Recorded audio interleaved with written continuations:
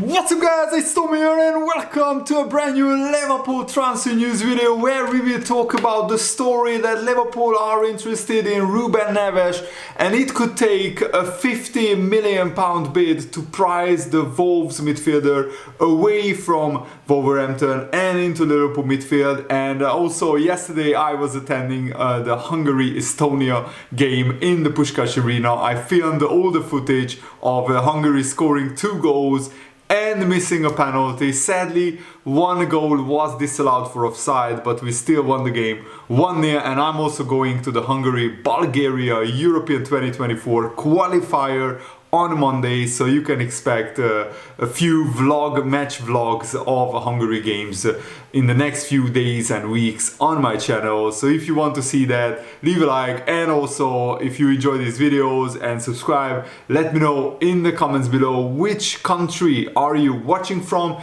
And also, Football Insider has revealed that Wolverhampton would accept a bid worth of £50 million for Ruben Neves. Let me know, do you think he is good enough for Liverpool? Do you want Liverpool to sign Ruben Neves? And in the scenario that Wolves is relegated to the Championship, then Ruben Neves would definitely 100% leave Wolves, and then it would take only maybe 40 million to sign Ruben Neves. But if Wolves stay in the Premier League, and my prediction, my feeling is that they will stay in the Premier League, then only like 50 or 60 million pounds would do the deal. But either way, I think the most likely scenario is that Ruben Neves leaves Wolves at the end of the season, because his contract expires in 2024, so 1 year from now. So Wolves have to sell him this summer, otherwise they will lose him for either peanuts in the January transfer window next January, or for absolutely nothing. He will become a free agent 1 season after this one finishes. And he is 26 years old, and he is known for his ferocious long-range efforts. Also, he has great ball control. His passing range is excellent. His passing accuracy and technique is excellent as well, and he can provide quality long passes. He can hold on to the ball under pressure, so he's pretty press resistant player. And he is a powerful long-range shooter, something that Liverpool have badly missed. We don't really score from the midfield spot. We don't really have a midfielder who would regularly score 10-15 goals per season, and Ruben Neves could be that kind of player. And he's 26 years old, so he's in his prime right now. And if he could sign a 5-year contract with Liverpool, then his best years he would spend it at Liverpool. And he's also, which is very important, not an injury-prone player. He always plays pretty much all the games at Wolves, and also in European competition when Wolves were qualified for Europe, he played all the games. I mean, he had a season where he played 54 games, and on average he scores 5 goals per season for Wolves. But in a better team, with better players around him and with more chances created, I believe Ruben Neves could easily score 8 to 10 goals. With his finishing ability, his long-range shots, he would definitely score around 8 to 10 goals on average per season for Liverpool.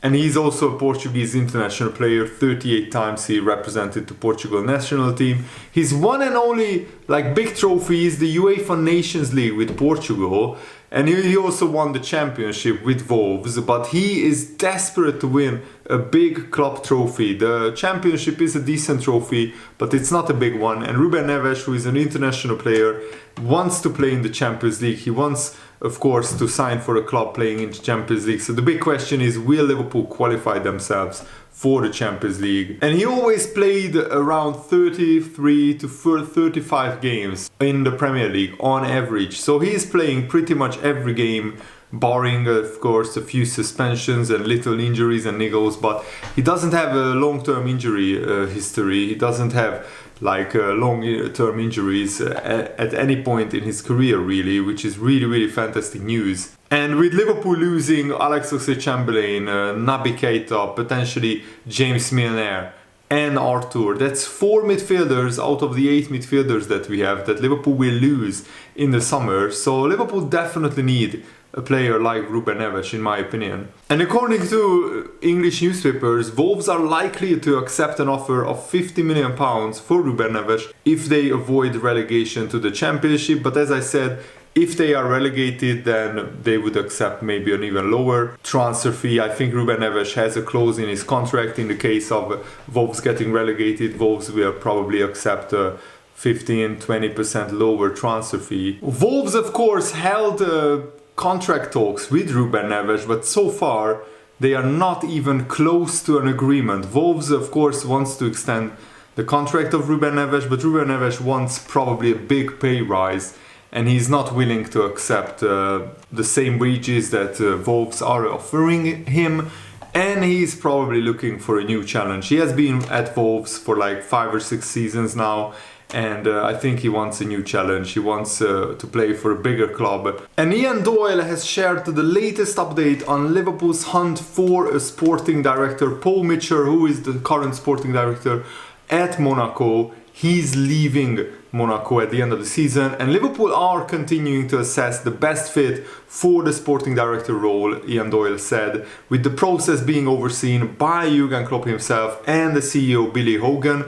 Anfield sources have been insistent for some time that Paul Mitchell is not in the running for the role. It's worth pointing out too that Julian Ward will continue to work on signing players until he departs in the summer, and it's likely most of the deals done in the next transfer window will owe much to Julian Ward's the groundwork. Klopp has the final say on signing players, with the targeting of them a collaborative effort by the recruitment team. Of course, Jurgen Klopp always had final say on transfers, but I have a feeling that Jurgen Klopp now has a much bigger role in signing players at Liverpool, because Julian Ward is leaving and still there is no replacement for a sporting director. But I think Liverpool need a brilliant sporting director, and yes, Julian Ward is working on transfers, and probably Liverpool will want to get some of their transfer business done as early as possible, maybe even before Julian Ward departs the club, maybe even while the season is ongoing. And that's very risky, because if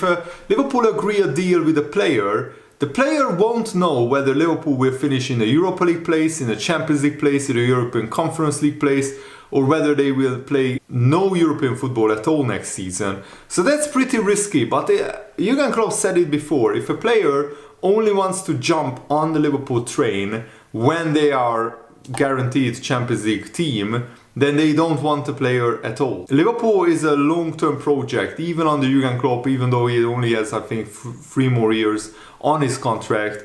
If Jude Bellingham says to Jurgen Klopp, I will not go to Liverpool until you finish in the Champions League place, then Jurgen Klopp will not be interested in Jude Bellingham. But I don't think that's the case. Jude Bellingham sees Liverpool as a long-term legacy transfer destination, and hopefully Jude Bellingham and others will be convinced by Jurgen Klopp and also the recruitment team that there are big signings coming in. Otherwise, why would Bellingham want to come to Liverpool? I think Jurgen Klopp and the owners have to promise Jurgen Klopp and also any future players signing for Liverpool that there is a big Anfield rebuild ongoing. And you can't do that without the owners putting serious money on the table for Jurgen Klopp and the recruitment deal to work with. Otherwise, it's absolutely useless. Trying to rebuild Liverpool on a shoestring budget, it's not gonna happen. I mean, successfully at least. Florian Wirtz, who had a long injury, but he's one of the biggest stars in the Bundesliga, and at Leverkusen he is absolutely brilliant player. I watch Bundesliga highlights regularly, and Florian Wirtz is always a revelation at Bayer Leverkusen, should I say. And speaking on his YouTube channel, Fabrizio Romano said, Florian Wirtz, what I can tell you is Barcelona are following the player for sure, and Real Madrid as well, but I am also told that English clubs are keeping an eye on Wirtz, especially the situation of Liverpool is one to watch. Liverpool are monitoring the player, and I am told that Jurgen Klopp is understood to be a big fan of Florian Wirtz. I say monitoring and not negotiating, because the expectation around Florian Wirtz and Bayer Leverkusen is for the player to stay 1 more year and maybe move on in 2024. But I think Liverpool also would want Florian Wirtz to stay at Leverkusen another year, because at the moment, as I said, he had big injury problems in the past like 7 or 8 months. But since he came back from his injury, he has been back to his best. Last season he had a brilliant season, 31 games, 10 goals. 2 seasons ago, 38 games, 8 goals.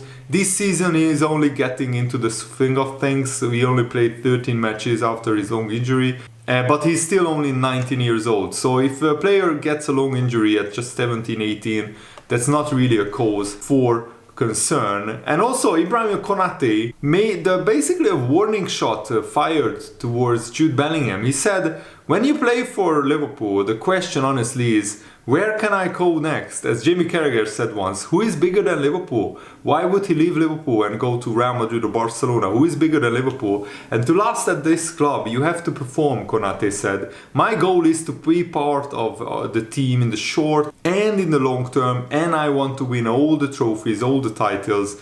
And I really hope that Konate fulfills that ambition and that dream, but it has to be supplemented by big signings by the owners. So FSG, spend some money, otherwise you should sell the club and get out. That's my final message for this video. Thanks for watching, guys. Hope you enjoyed this. Have a nice day. See you later.